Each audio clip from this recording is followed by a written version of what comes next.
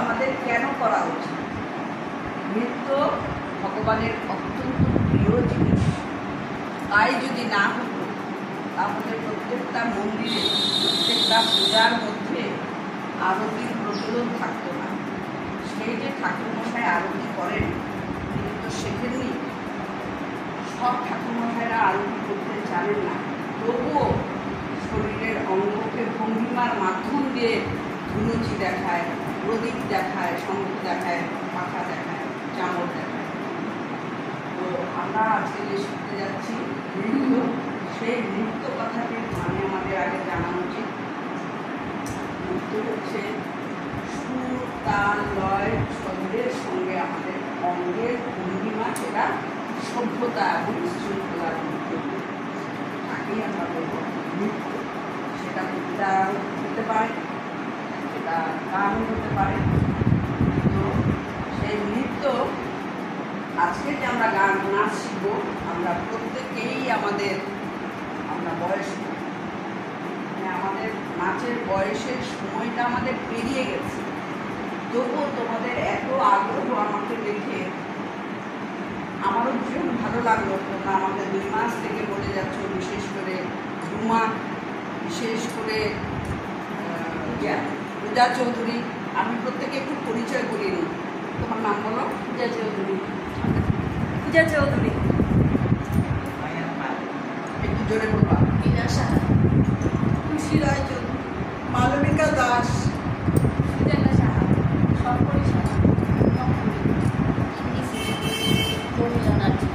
বলিউড। তো প্রত্যেকেই এখানে নাচের বয়স প্রত্যেকেরই পেরিয়ে গেছে।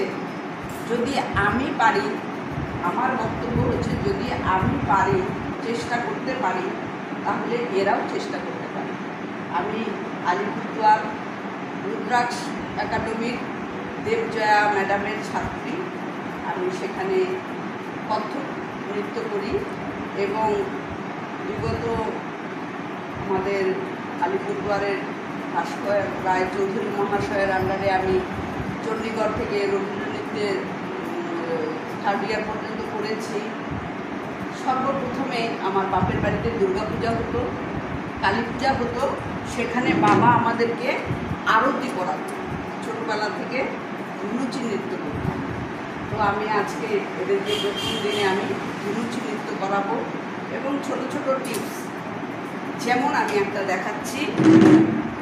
কেউ বিড়ি খেয়েছে, বিড়ি খেয়ে বিড়িটাকে নিচে ফেললো।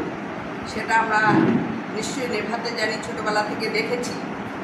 কেউ বিড়িকে কীভাবে নেভায়, গোড়ালি দিয়ে যখন আমরা এটাকে মোচড় দিব, সেটা একটা স্টেপ হয়ে গেল।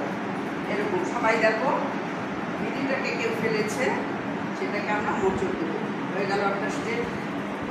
উপরে বাল্ব আছে আমাদের ঘরে, মনে করো বাল্ব খুলে গেল, বাল্ব কী করে লাগাবো? বাল্বটাকে ধরলাম, দিয়ে মোচড় দিলাম। পেছনে আমাদের কিছু আছে ধরার। বাল্ব করতে গেলে আমাদের ব্যালেন্স রাখতে লাগে, যদি পড়ে যাই সেজন্য কিছু একটা ধরে নিলাম, ধরার ভঙ্গিমা। এটা আমরা সবাই জানি। নাচ কোনোটাই কঠিন না, তোমাদেরকে এমনভাবে গাইড করবো, তোমরা কালকেই আমাকে বলবে এত সোজা নাচ। বাঁ হাতে আমি কিছু ধরে নিলাম, ডান হাতে আমি বাল্ব লাগালাম, তার সাথে আমি কোমরটাকে আমি একটু এগিয়ে দিলাম। এটাও আমি শিখিয়ে দেবো কী করে করতে হয়। এবার আমি এখানে বিড়িটা নেভাচ্ছি এবং বাল্ব লাগাচ্ছি, আর বাঁ হাতে কিছু ধরে নিলাম। এই তো একটা ইজি। মনে করো তোমরা প্রত্যেকে বাড়িতে বাসন মাজো, বাসন এই যে মেজে নিলাম, ঝুঁকে ঝুঁকে বাসন মেজে নিলাম। কেন? মনে করো আমরা যখন ছোট ছিলাম তখন আমাদের বেসিন ছিল না, রানিং ওয়াটার ছিল না। মনে করো বেসিন নেই, কলতলায় তাড়াহুড়া, আমরা বাসনটা মেজে নিলাম। বাসন মেজে নিলে ফটাফট ধুয়ে দিলাম, বাস ধুয়ে দিলাম। এবার বাসনকে আমাকে সেলফে রাখতে হবে, পাশে কিছু টেবিল আছে, বাসনকে নিয়ে আমি এখানে সেলফে দিলাম। তার সাথে আমাদের পায়ে দিকে চলে গেল। এতটাই ইজি আমাদের নৃত্য। তো সেইগুলো আমি তোমাদেরকে আস্তে আস্তে করে সব শিখিয়ে দেবো। আর হচ্ছে তার সাথে আমি লক্ষ্ণ ঘরানার কত্থক শিখি, সেই পোজগুলোও মুদ্রা মুদ্রাগুলো আমি তোমাদেরকে প্রত্যেককে দিয়ে দেবো। আমার মুদ্রার স্টেপ ইউটিউবে দেওয়া আছে। আমার ইউটিউবের চ্যানেলের নাম হচ্ছে লক্ষ্মী_APD, LAKSHMI_APD। সার্চ করলেই আমার মুদ্রা চলে আসবে। সেইখান থেকে মুদ্রাগুলো তোমরা প্রত্যেকে শিখবে, প্লাস আমি ক্লাসে শিখিয়ে দেব।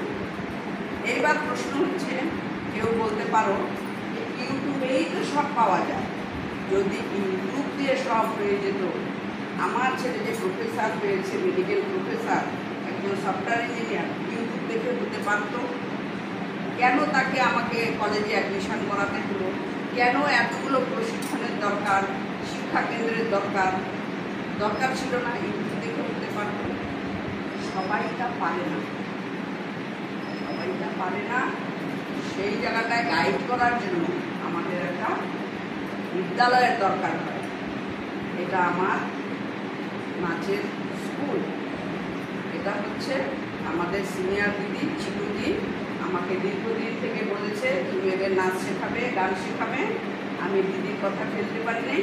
আর তোমাদের প্রত্যেকের আগ্রহে আমি ভীষণ আনন্দিত। তোমাদেরকে শিখিয়েও আমার জীবনকে আমি সার্থক করতে চাই। নমস্কার, আমার ইউটিউব চ্যানেলে আপনাদেরকে প্রত্যেককে স্বাগত। যদি ভালো লেগে থাকে তাহলে অবশ্যই সাবস্ক্রাইব, লাইক এবং কমেন্টসের মাধ্যমে জানাবেন।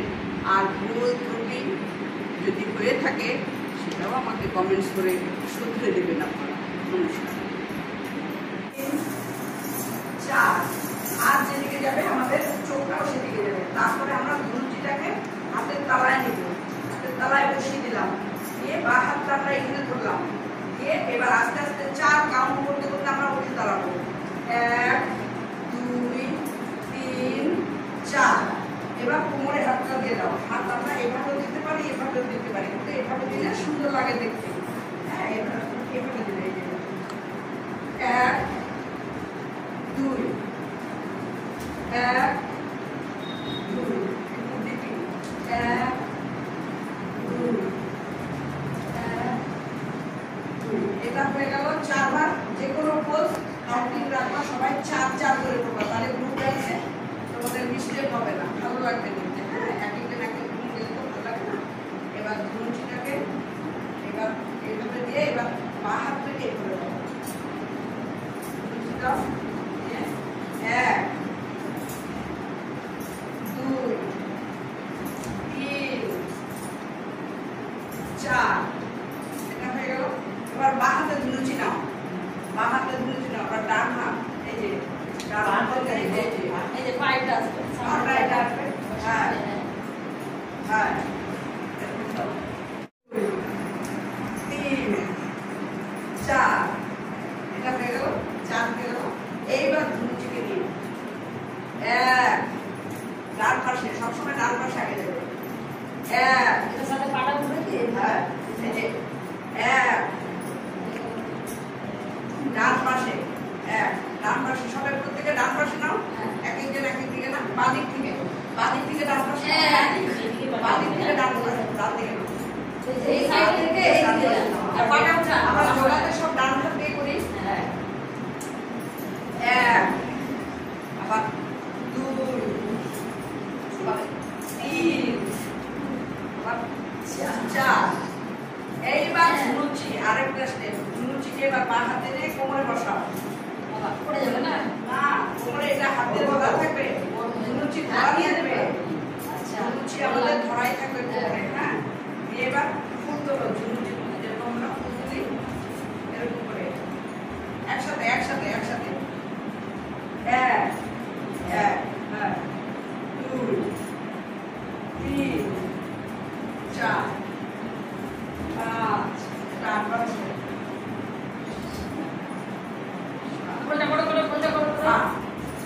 এইবার যেহেতু সবাই গোল করে ডান্স করছো, এবার সবাই একটু এইভাবে করতে করতে ঘুরে ঘুরে যাও, ঘুরো ঘুরো, আগাও আগাও, সবাই আগাও আগাও।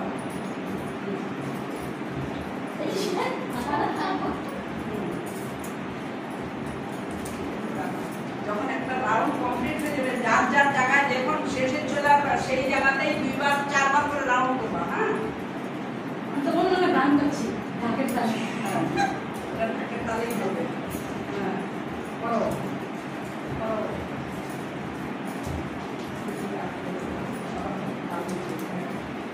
যার যার জায়গায় যখন চলে আসবা একটা রাউন্ড হয়ে গেলে সেই জায়গায় যার যার জায়গায় দাঁড়িয়ে শেষে রাউন্ড করবা। হ্যাঁ, যাও মায়ের জায়গায় চলে আসলে তখন মায়ের জায়গায় এইবার ধনুচি দিয়ে এই যে কোমরে হাত দিয়ে শরীরটা একটু ব্যাখ্যা করে 4 বার 1 2 3 4 করে এবার আস্তে করে ধনুচি রেখে দিয়ে প্রণামটা তোমরা এইভাবে করো। উপর থেকে দিয়ে ধনুচি রেখে দিলে দিয়ে এইভাবে প্রণামটা করো। ভালো লাগবে।